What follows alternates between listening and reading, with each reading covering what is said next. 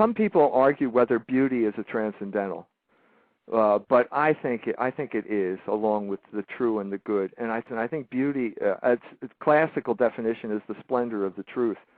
But I think what you're talking about when you say that is a combination of existence and essence in one artifact. I think this is a key to helping to understand a lot of different things. I was at to see the Rubens exhibition in Toledo, Ohio, which is about 3 hours away from here, because I wanted to see. I was a great admirer of Rubens. And I went there, and you had to wait 6 hours to get into the exhibition.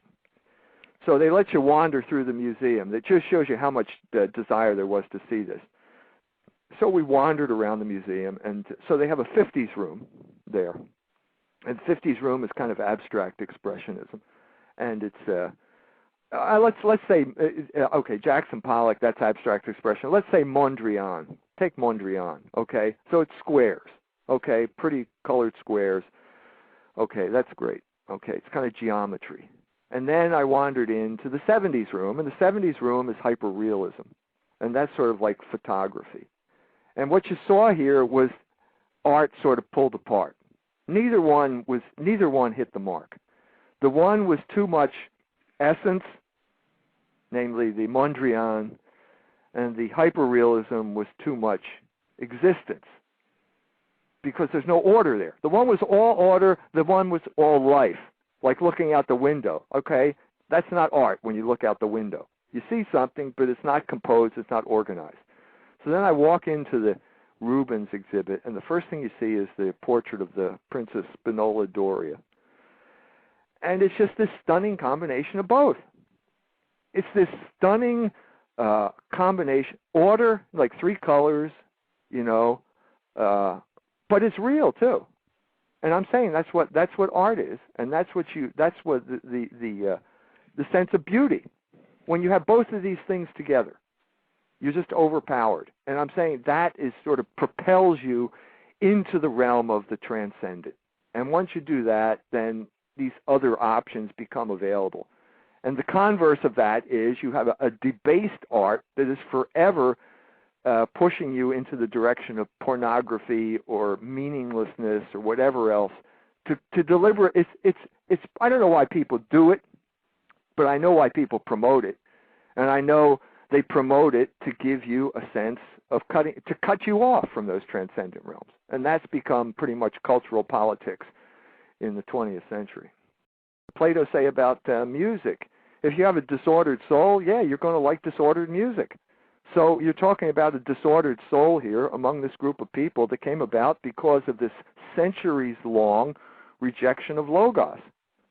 Well, there's a visible logos that was cultivated in Catholic culture, in Italy in particular, throughout the Renaissance, 14th, 15th century, a very advanced visual culture. Now, at the same time that Catholic Europe is becoming more and more culturally sophisticated about the visual logos, well, the Jews are told that this is idolatry. These are graven images. They are not qualified to do this. No group on earth is probably less qualified to get involved with art than the Jews, simply because of their past. They get into it, and then they take it over, and then when they take it over, they're good at taking things over, then they redefine it as to what they can do or what they like. Well, what do they like? Well, let's look at what they promote. What did they promote? Piss Christ was a Jewish creation. Because when you get to stuff like concept art, the artifact has no meaning whatsoever. It's who promotes it, who sells it, who markets it. That's the real issue. And so they showed their hand. Are you familiar with I mean, it makes my blood boil just to mention it. Are you familiar with Larry David's recent urinates on a picture of the Christ, and even mocks hoping, if you can mock beyond that, even mocks hoping that perhaps we'll see tears. Is this not a hate crime? Well, it's a cultural hate crime. I mean, this is the type of thing that we are constantly subjected to. A constant this tendency toward pornography, blasphemy. These are things that Jews promote. You know, and so if you let them take over the art world, this is the type of culture you're going to have. And it's hateful. Let's face it, it's hateful. People hate it, but they don't know how to articulate this sense. And that's what I'm trying to articulate with this book. You know, that there is a real culture out there, and people find that they want to kind of hold on to it, and they want to get their children involved with it, because that's the world of transcendent virtues like beauty, good, and truth. What we're talking about here is rejection of logos. That is part and parcel of Jewish culture. You know, that is institutionalized in the Talmud. And so it depends on how do you implement this hatred of logos? You can implement it as hatred of Christ, who is the logos. You can implement it as hatred of the order of social order, the logos of social order, in which case you become a revolutionary.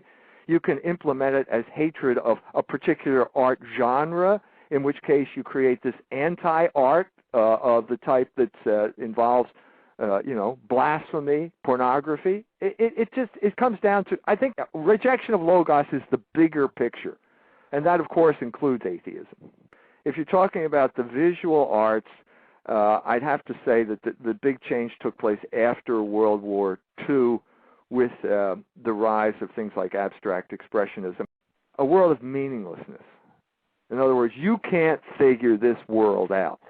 You people out there, this is a sign that this is something, that this is too complicated for you. You have to leave this one to the experts. I think this is the message of abstract expressionism.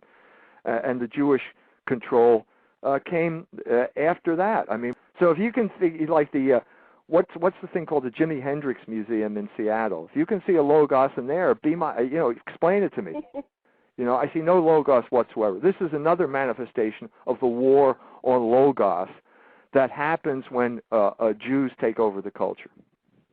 This dialogue culture is a failed experiment.